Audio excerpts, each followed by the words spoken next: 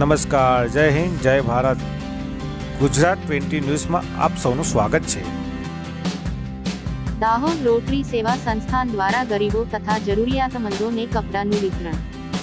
દાહોદ માનવ સેવા તથા વિવિધ સામાજિક, શૈક્ષણિક અને સેવાકીય કાર્ય કરતી રોટરી સેવા સંસ્થાન દાહોદ દ્વારા ભગવતી શાહ સેવા સંકુલ નડિયાદ અને દાતાઓના સહયોગથી દાહોદ ખાતે આવેલ ઠક્કર બાપા ચોકડી પર મજૂરો તથા જરૂરિયાતમંદ વ્યક્તિઓને દાહોદ નગરપાલિકાના ઉપપ્રમુખ શ્રદ્ધાબેન ભડંગ, કાઉન્સિલર લક્ષ્મણભાઈ રાજગોર તથા રોટરી સેવા સંસ્થાન દાહોદના પ્રમુખ નરેશભાઈ ચાવડા, કન્વીનર મહેન્દ્રભાઈ પંચાલ, રોટરી સંસ્થાના હોદ્દેદારો રાજેશભાઈ ભાભોર, વિભાબેન વૈરાગી, શારદાબેન પંચાલ તથા રેડક્રોસ બ્લડ બેંકના કન્વીનર નરેન્દ્રભાઈ પરમારની ઉપસ્થિતિમાં કરવામાં આવ્યો હતો.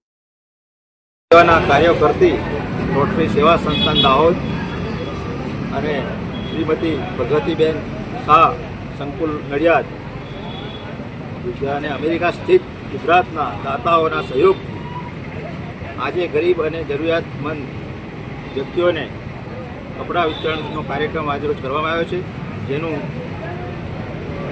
કાર્યક્રમનો શુભારંભ દાહોદ નગરપાલિકાના ઉપપ્રમુખ શ્રીમતી શ્રદ્ધાબેન ભડંગ અને મોદી રોડ વિસ્તારના કાઉન્સિલર શ્રી લખુભાઈ રાજગોરના હસ્તે કરવામાં આવ્યો છે. આજુબાજુની પ્રજા આ વસ્ત્રો લેવા માટે આવી રહી છે. આ સેવામાં અમારા રોટરી પરિવારના સભ્યો પણ જોડાયા છે અને અમારા બ્લડ બેંકના કન્વીનર શ્રી નરેન્દ્રભાઈ પરમાર સાહેબ પણ આ સેવામાં જોડાયા છે. એ લોકોનો હું આ તબક્કે આભાર માનું છું અને કપડાં જરૂરિયાતમંદોને વિતરણ કરવામાં આવી રહ્યા છે.